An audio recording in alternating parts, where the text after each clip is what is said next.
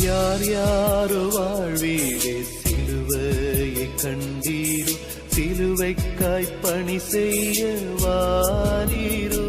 கிறிஸ்துவுக்குள் பிரியமானவர்களே, மரணத்தை ஜெயித்து உயிரோடு இழந்த ஆண்டவர் இயேசு கிறிஸ்துவின் நாமத்தினாலே எஸ்எம்பிஎம் என்ஜிபிஎம் மிஷனரி இயக்கத்தின் சார்பில் உங்கள் அனைவருக்கும் அன்பான வாழ்த்துலை வணக்கத்தையும் கூறி, எழுந்து கட்டுவோம் வாருங்கள் என்கிற நிகழ்வுக்கு உங்களை அன்போடு கூட வரவேற்கிறேன். நம்முடைய ஆண்டவராகிய இயேசு கிறிஸ்து இந்த நற்செய்தி அறிவிக்கிறதற்காக ஒரு இயக்கமாக ஒரு 70 பேர் கொண்ட குழுவாக நாங்கள் செயல்படுகிறோம். ஆண்டவரின் கிருபையினாலே இந்தியா முழுவதும் சுமார் 158 பணி மையங்களிலே 270 மிஷனரிமார் ஆண்டவருடைய நற்செய்தியை அறிவிக்கிறார்கள். இதுவரையிலையும் செய்த ஊழியத்தின் விளைவாக சுமார் 8850 பேர் முதல் தலைமுறை கிறிஸ்தவர்களாக ஞானஸ்நானம் எடுத்து சுமார் 870 கிராமங்களிலே இயேசுவை ஆராதிக்கிறார்கள். 59 கிராமங்களிலே ஆலயங்கள் கட்டி பிரதிஷ்டை செய்திருக்கிறோம். 8 இடங்களிலே நம்முடைய விசுவாச குழந்தைகளுக்கு என்று சொல்லி விடுதி நடத்துகிறோம். இந்த விடுதிகளில் 458 குழந்தைகள் படிக்கிறார்கள்.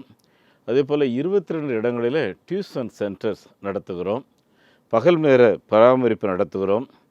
அருமையானவர்களே, கடந்த 76 மாதம் ஆயிடுத்து இந்த ஊழியம் ஆரம்பித்து. 42 வருஷமாக மிஷினரி ஊழியத்தில் இருந்தாலும் ஆண்டவரின் அழைப்பின் பேரில் ஆரம்பிக்கப்பட்ட இந்த மிஷினரி ஊழியம் ஆரம்பித்து 76 மாதங்கள். இந்த 76 மாதங்களாக எங்களை ஜெபித்து இந்த ஊழியங்களை ஆதரிக்கிற உங்களுக்காக நாங்கள் அதிக நன்றி செலுத்துகிறோம். உங்களுடைய ஜெபம், உங்களுடைய தியாகமான காணிக்கை எங்களை ஊக்குவிக்கிறது. அருமையானவர்களே, ஒவ்வொரு நாளும் விடிய காலம் 4:30 மணிக்கு எழுந்து 8 மணி வரையிலேயும் ஆண்டவரே, எங்களுடைய இந்தியர்கள் ஒவ்வொருவரும் ரட்சிக்கப்பட வேண்டும், இந்த இந்தியர்களிலே ஒருவர் கூட நரகம் போகக்கூடாது, செய்கிற ஊழியங்கள் 100% பலன் கொடுக்க வேண்டும் என்று கண்ணீரோடு கூட ஆண்டவருடைய சமூகத்தில் ஜெபம் பண்ணுறோம். ஒவ்வொரு மாதமும் ஜெபத்தை கேட்கிற ஆண்டவர் 300 400 500 பேர் திருமுழுக்கு எடுத்து ஆண்டவரின் கிருபையினாலே கடந்த மார்ச் மாதத்தில் 260 பேர் திருமுழுக்கு எடுத்து 11 புதிய கிராமங்களில் சபைகளை உருவாக்குவதற்கு ஆண்டவர் உதவி செய்திருக்கிறார். அருமையானவர்களே, இந்த மிஷனரி இயக்கம் எந்த ஒரு சபைக்கு சொந்தமானதல்ல, மாறாக எல்லா சபை கூட சேர்ந்து ஒரு கூட்டாண்மையோடு நற்செய்தி அறிவிப்போம் வாருங்கள் என்று ஒவ்வொரு கிறிஸ்தவர்களுக்கும் அழைப்பு கொடுக்கிறோம். ஒரு நாள் நமக்காக மரித்து நமக்காக உயிரோடு எழுந்த ஆண்டவரை நாம் சந்திக்க வேண்டும். உனக்காக நான் மரித்தேனே, எனக்காக நீ என்ன செய்தாய் என்று அவர் கேட்பார். அந்த ஆண்டவருக்கு முன்பாக வெறுங்கையோடு நிற்கக்கூடாது. லூக்கா 15:10 மனம் திரும்புகிற ஒரு பாவி நிமித்தம் பரலோகத்தில் மிகுந்த சந்தோஷம் உண்டாயிருக்கும் என்று எழுதியிருக்கு. ஆகவே உங்கள் சார்பில் வட மாநிலங்களிலே இந்த நற்செய்தி ஊழியத்தை செய்கிறோம். என் அன்பானவர்களே, உங்களுடைய ஜெபம், உங்களுடைய முழங்கால்கள், உங்களுடைய தியாகங்கள் மூலம்தான் தேசத்தில் மாற்றங்கள் நடந்து கொண்டிருக்கிறது. தொடர்ந்து ஜெபியுங்கள். ஆண்டவர் கொடுத்த தரிசனத்தை நிறைவேற்ற வேண்டும். கடந்த மாதம் 11ஆம் தேதியிலிருந்து 14ஆம் தேதி வரையிலேயும் திருநெல்வேலியில் எங்களுடைய இயக்கத்தில் பணியாற்றுகிற அனைத்து மிஷனரிமார்களுக்கும் ஒரு பிராந்திய செயலாளர்களுக்கென்று ஒரு பயிற்சி கொடுகை ஒழுங்கு செய்திருந்தோம். இந்த பயிற்சியில் அருமையானவர்களே, பீப்புள் குரூப் மூமெண்ட், என்னை கேளும் ஜாதிகளே உங்களுக்கு சொந்தமாக தருவேன் என்று சங்கீதம் 2:8 சொல்லியிருக்கிறபடி ஒரு முழு மக்கள் இனங்களை முழுமையாக இயேசுவுக்குள்ளாய் கொண்டு வர வேண்டும்.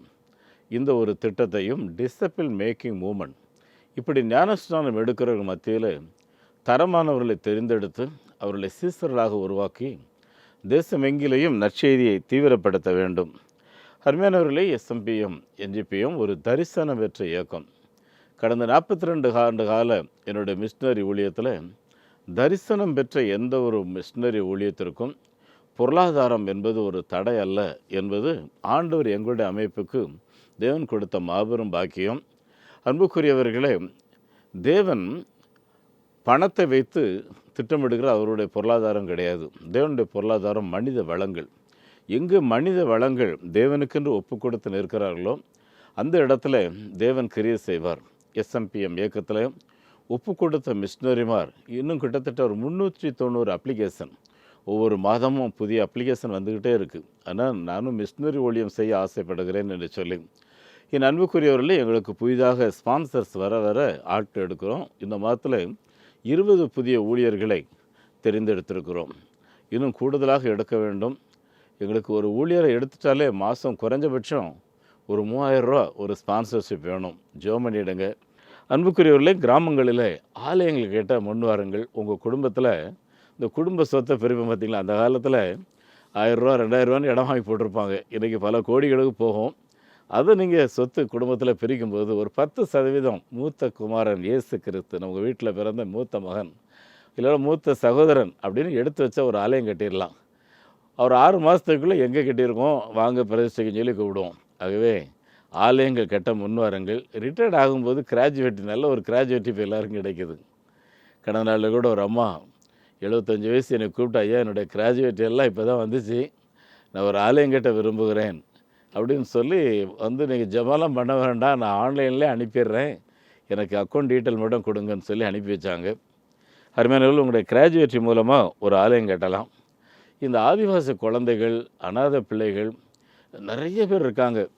கிட்டத்தட்ட இப்போ 458 குழந்தைங்க இப்போ டியூஷன் சென்டர் 25 இடத்துல, இன்னும் நிறைய டியூஷன் சென்டர் யூபி, ராஜஸ்தான் போன்ற பகுதிகளில் நிறைய அநாதை பிள்ளைகள்.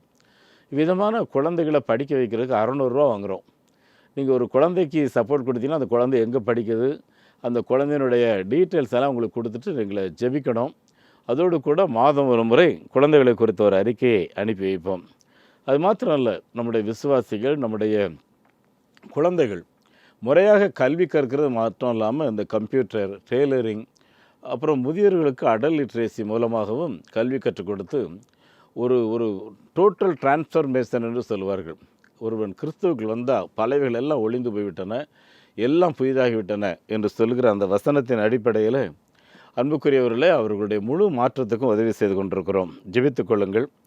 ஆண்டவர் உங்களை நடத்துகிறபடி இந்த ஊழியங்களை ஆதரியுங்கள். எங்களுடைய வங்கி எண்ணை குறித்து வைத்துக் கொள்ளுங்கள். Nehemiah New Generation Partakers Movement, NGPM, State Bank of India, Thiruvanchery branch. Account number 42 17 80 20 691. IFSC code SPIN 0061767. அதே போல் Salvation Mission Partaker Movement SMPM, Canara Bank, Chennai Selaiyur branch. Account number 12 00 34 54 94 90. IFSC code CNRP 005652. கிறிஸ்துவுக்குள் பிரியமானவர்களே, நம்முடைய ஆண்டவராகிய இயேசு கிறிஸ்து மரணத்தை ஜெயித்து உயிரோடு எழுந்த பின்பு அவர் தொடர்ச்சியாக 40 நாட்கள் அவர் யூதேயா நாட்டிலே சுற்றி கொண்டு இருந்தார். அந்த நாட்களிலே தம்மை தேடுகிறவர்களுக்கு அவர் வெளிப்படுத்தினார். இதை குறித்து அப்போஸ்தலர் 1:3 வாசிக்கும்போது, அவர் பாடுபட்ட பின்பு 40 நாளளவும் அப்போஸ்தலர்களுக்கு தரிசனமாகி தேவனுடைய ராஜ்யத்துக்குரியவைகளை அவர்களோட பேசி அநேக தெளிவான திருஷ்டாந்தங்களினாலே அவருக்கு தம்மை வெளிப்படுத்தினார். அன்புக்குரியவர்களே, திருஷ்டாந்தரம்னா வாங்க வந்து தொடுங்க, என்னை அனுபவியுங்கள் என்று அவர் அவர்களோட உரிமை பாராட்டி தம்மை வெளிப்படுத்தினார். நல்லா பாருங்கள், இயேசு கிறிஸ்துவுக்கு பயந்தவர்கள், அவருடைய சீசர்களுக்கு, அவரை பின்பற்றுகிறவர்களுக்கு மாத்திரம்தான் அவர் தன்னை வெளிப்படுத்தினாரா. பிலாத்துவின் அரண்மனையில் போய் என்னை கொண்டல, இந்த உயிரோடு எழுந்துச்சேன் பார்த்துல அவர் சேலஞ்சு விடலை, தேவையில்லை பார்த்துக்குங்க. அருமையானவர்களை பிளான் பண்ணி நிறைய சதி திட்டங்களை போட்டு பொய் குற்றச்சாட்டுகள் பேரில் அன்றைக்கு மத தலைவர்கள் இவன் மேலே, இவன் ரத்தப்பள்ளி எங்கள் மேலே, எங்கள் பிள்ளைகள் மேலே விளட்டம் சொன்னாங்கல்ல, அங்கெல்லாம் போய் நிற்கலை. மாறாக அவரை யாரெல்லாம் உத்தமமாய் தேடுகிறார்களோ அவர்களை மாத்திரமே தேடி போனார். அருமையானவர்களே, நீங்கள் உத்தமமாக தேடுறீங்களா? யோசித்து பாருங்கள். உங்களை நிறைய பேர் நிறைய வார்த்தைகள் பேசுவாங்க, அதை பார்த்து இடர்கள் அடையாமல் 100% உத்தமமாக பின்பற்றுவீங்களான்னு யோசித்து பாருங்கள். நம்ம நாட்டில் சாது சுந்தர்னி ஒருத்தர் ஒரு பெரிய ஒரு ஆண்டுடைய ஊழியத்தை செய்தார். மகா பரிசுத்தவான், தேவனோடு நடந்த ஒரு மனுஷன் அவர். பார்த்துக்குங்க அன்புக்குரியவர்களே, அவருடைய ஊழிய காலங்கள் மகா பெரிய காலங்கள். அவர் இளைஞனாக இருக்கும்போது அவங்க அம்மா இறந்து போனாங்க. ஆகவே ரொம்ப மன உடைஞ்சு போனார். அவருக்கு ஏற்கனவே பலர் கடவுளை பற்றி சொல்லியிருந்தார்கள். இப்போ ஒரு மனசில் எங்கள் அம்மா இறந்து போனாங்க, எனக்கு நிம்மதி இல்லை, யார் மெய்யான கடவுள், அந்த மெய்யான கடவுள் எனக்கு தன்னை வெளிப்படுத்த வேண்டும் என்று மிகுந்த வாஞ்சையோடு, அவருக்கு ஏற்கனவே பைபிள்லாம் படிச்சிருக்கிறார் என்றாலும் வாஞ்சையோட எதிர்பார்ப்போடு அந்த ரூமில் காத்திருக்கிறார். இன்னொரு காரியம் பாருங்கள், விடியற்காலம் 5 மணிக்குள்ளே என்னை வந்து பார்க்கலன்னா என் வீட்டுக்கு பின்னால், லூதியானாவில் அவர் இருந்திருக்கிறாரு பஞ்சாபில், வீட்டுக்கு பின்னால் இருக்கிற அந்த அந்த ரயில்வே கேட்டில் நான் தலையை வச்சு செத்து போயிடுவேன். இது அவருடைய தீர்மானம். அருமையானவர்களே, கரெக்டாக 5 மணி இருக்கும். கதவை திறக்கிறாரு. திறக்க போகும்போது சுந்தர், என் அன்புக்குள்ள எங்கே யார் என்னை கூப்பிட்டது? திரும்பி பார்க்குறாரு, மறுபடியும் சுந்தர். ஒரு பிரகாசமான ஒளி அவரை நோக்கி பேசு, நீ தேடுகிற இயேசு நானே. என் அன்புக்குரிய ஆண்டவருடைய பிள்ளைகளே, அன்றைக்கு இந்த சாது சுந்தர் சிங் இயேசுவை தன் சொந்த இரட்சகராக அவரை சந்தித்து ஏற்றுக்கொண்டவர். வீடு வீடாக ரோடாக இயேசுவை பற்றி பேச முடியாது. பஞ்சாபில் இன்றைக்கி நாங்கள் ஊழியம் செய்கிறோம். ஜலந்தர் பெல்ட்டுன்னு சொல்லுவாங்க. மோகா, ஜலந்தர், ஃபெரஸ்பூர், அப்புறம் முக்குந்தர் போன்ற இந்த பெல்ட்டில் அவர் முழங்கால் போடாத கிராமமே கிடையாது. எங்கெல்லாம் முழங்கால் படிட்டாரோ, எங்கெல்லாம் ஜெபம் பண்ணாரோ, அங்கெல்லாம் 2030க்குள்ளே சபைகள் உருவாக்கி விட வேண்டும் என்று எங்களுடைய மிஷினரிகள் அதிக அர்ப்பணிப்போடு அங்கே ஊழியம் செய்கிறாங்க. ஜெபம் பண்ணுங்க. பஞ்சாபில் நிறைய கிராமங்கள் ஆலயங்கள் கேட்டுங்க, வாங்க வந்து பாருங்கள். என் அன்புக்குரியல் அங்கே கூட்டு போகிறோம், நிறைய பேரை கூட்டு போகிறோம், வந்து பாருங்கள். அருமையான தேவனுடைய பிள்ளைகளை, கர்த்தர் நல்லவர், நன்மை செய்கிறவர். நம்முடைய ஆண்டவர் சுற்றி தெரிந்தது போல இந்த கடைசி காலங்களிலே நன்மை செய்கிறவராக நாம் சுற்றி தெரிய வேண்டும். அன்பானவர்களே, இந்த பேதுருவை இயேசு கிறிஸ்து விசேஷமாக அருமையானவர்களை சந்திக்கிறார். ஏன் இந்த பேதுருவை விசேஷமாக சந்திக்கிறார் அப்படின்னு சொல்லி பார்த்தீங்கன்னா, அவர் தான் பிரதான தூதர் இல்லையா? நீங்கள் பேதுருவோட ஸ்பெஷல் என்கவுண்டர்னு சொல்லுவாங்க. யோவான் 21 அதிகாரத்தில் அதிகமான டைம் அவனோட ஆண்டவர் செலவு பண்ணுறார். என் அன்புக்குரியவர்களே, ஏன் ஆண்டவர் பேதுருவோட அருமையான, அவன் அவ்வளோ உறுதியானவன், அவ்வளோ தெளிவாக சத்தியத்தை போதிக்கக்கூடியவர். அப்படிப்பட்டவர்கிட்ட ஆண்டவர் ஏற்கனவே என்ன சொன்னார்? பேதுருவே, நீ இப்போ மீன் பிடிச்சிட்ருக்கிறான், நான் உடனே மனுஷனை பிடிக்கிறவனை மாற்ற போகிறேன், வா. அப்படி தான் கூப்பிட்டாரு. அதனால தான் பேதுருடைய முறை பிரசங்கத்தில் 3000 பேர், 2வது பிரசங்கத்தில் 5000 பேர் இல்லை. அந்த மீன் அன்றைக்கி மீனை வலையில் ஃபுல்லாக பிடிச்ச மாதிரி நீ எங்கெல்லாம் வலை போடுறீ அங்கெல்லாம் ஃபுல்லாக வலையில் மீன் வந்து விழும். அருமையானவர்களே, எஸ்எம்பிஎம் மிஷினரி இயக்கம் ஆரம்பிக்கும் போது ஆண்டவர் எனக்கு ஒரு வாக்குத்தத்தம் கொடுத்தார். நீர்ப்பாய்ச்சலான இடங்களில் விதைக்கிற நீங்கள் பாக்கியவான்கள். இது எனக்கு ஒரு வாக்குத்தத்தம். அதனால் எனக்கு மனசில் என்னைக்கு இருக்கிறதெல்லாம் ஏற்கனவே ஆண்டவர் சொல்லும்போது அறுவடைக்கு கதிர்கள் காயத்தமாக இருக்குது. அதனால் எஜமான வேலைக்கு ஆளை அனுப்பும்படி அவரை நோக்கி ஜெபம் பண்ணுங்கிறார். அதனால தான் அருமையானவர்களே, எஸ்எம்பிஎம்மில் என்ன இருக்குது, நிறைய மிஷினரி மாதிரி அப்ளிகேஷன் கொடுத்து காத்திருக்காங்க. அதே மாதிரி அறுவடைகளும் நிறைய காத்திருக்கு பார்த்துக்குங்க.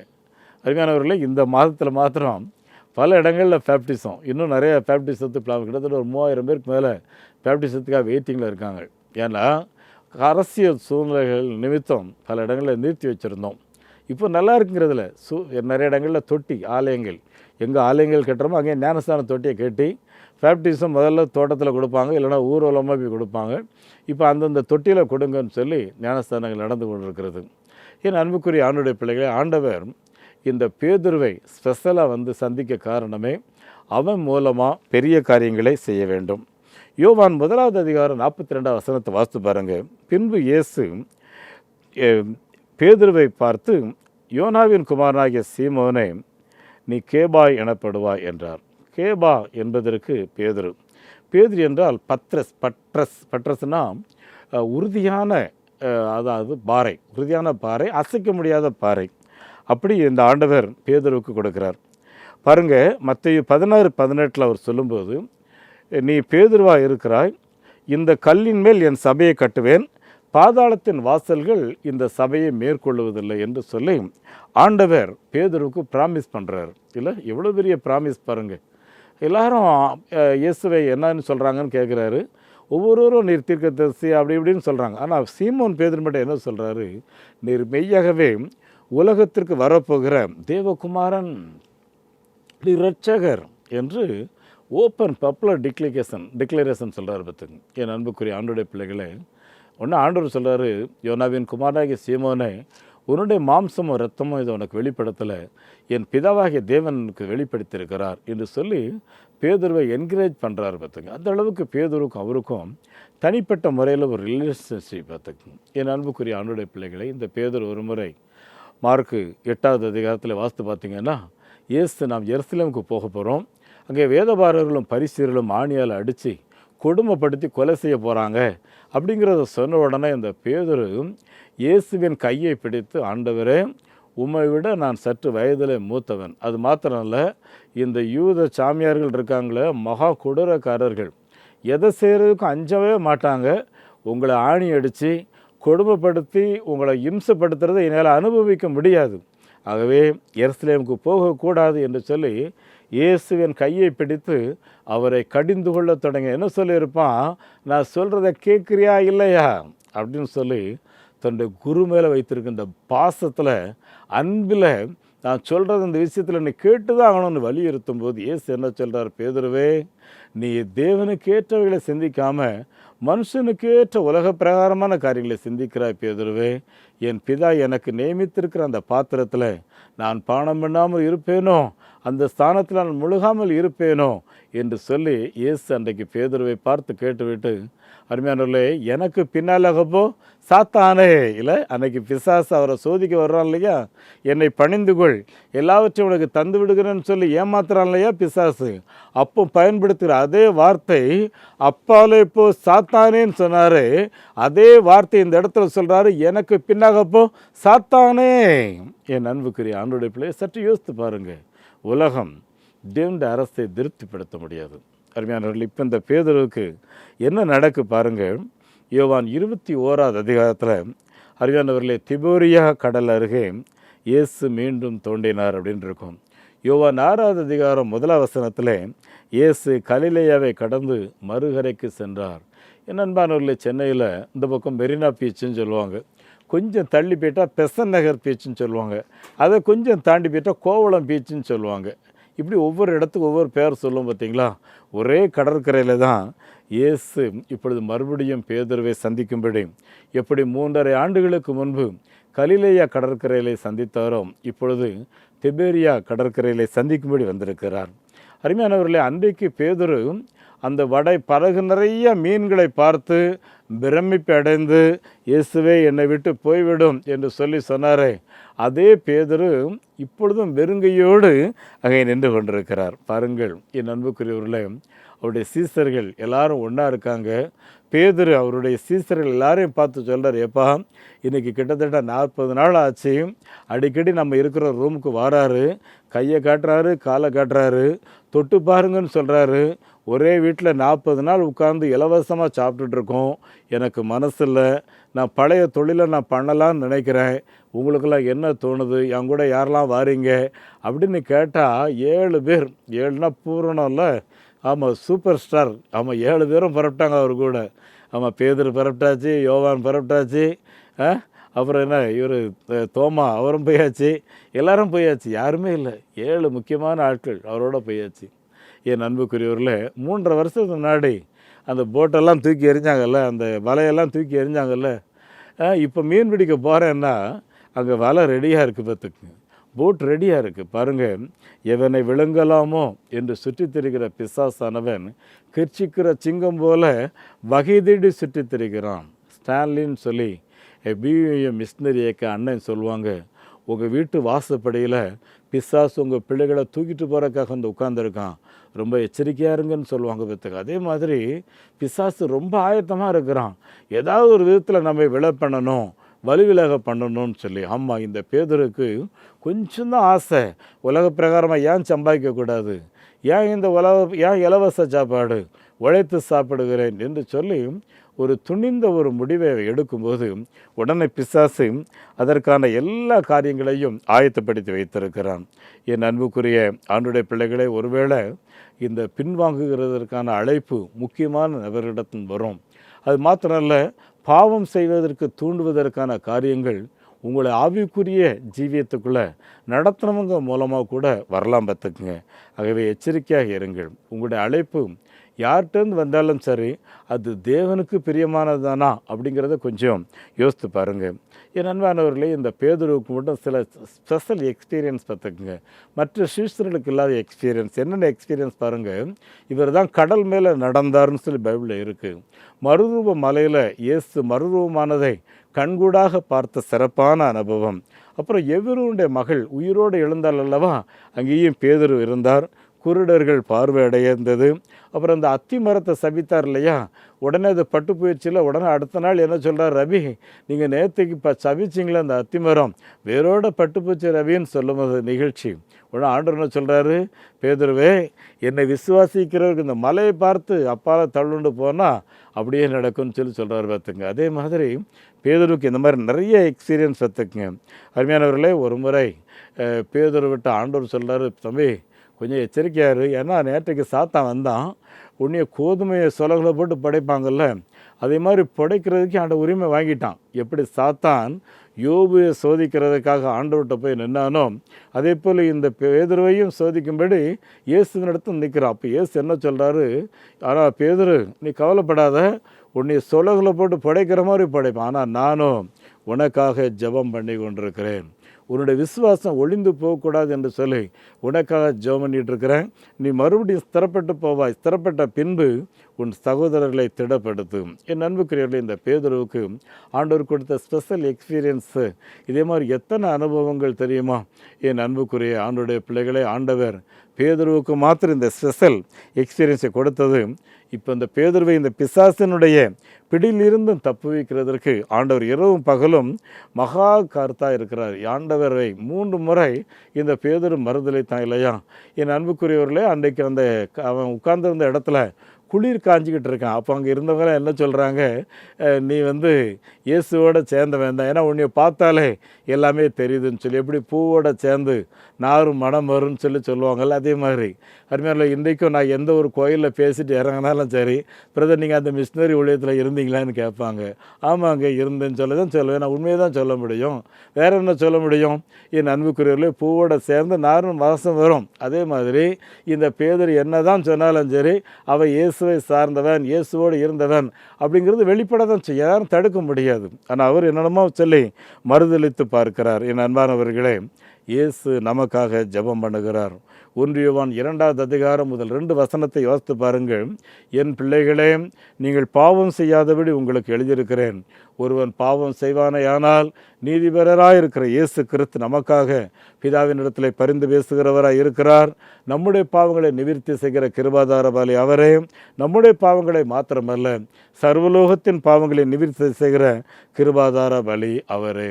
என் அன்புக்குரியவர்களே, நம்மை காக்கும்படி இரவும் பகலும் ஜெபம் பண்ணுற ஆண்டவர், எனக்கு அடிக்கடி ஒரு சந்தோஷம் என்னென்னா, நான் செய்கிற ஊழியத்தின் மூலம் நிறைய பேர் ரட்சிக்கப்படணும், நிறைய பேர் ஜீவ புஸ்தகத்தில் அவங்க பெயர் எழுதப்படணும், இதற்கான புகழ் அவருக்கு மட்டும் சேரணுங்கிறதுல என் ஆண்டவர் எனக்கு விசேஷித்த கிருபைகளை தந்திருக்கிறார் எனக்கு அப்படின்ற ஒரு எண்ணம் இருக்கும். காரணம் என்னென்னா, ஆண்டவர் பாருங்க, யோவான் 17வது அதிகாரம் 20வது வசனத்தை என்ன சொல்கிறாரு, இவர்களுக்காக வேண்டிக் கொள்கிறது அல்லாமல் இவர்களுடைய வசனத்தினாலே என்னை இரட்சகராய் கண்டுகொள்வார்களே அவர்களுக்காகவும் நான் ஜெபம் பண்ணுறேன். அப்படின்னா இயேசு எனக்காகவும் ஜெபம் பண்ணுறாரு, நான் செய்கிற ஊழியத்துக்காகவும் இயேசு எனக்காக ஜெபம் பண்ணுறாரு. சரியானா?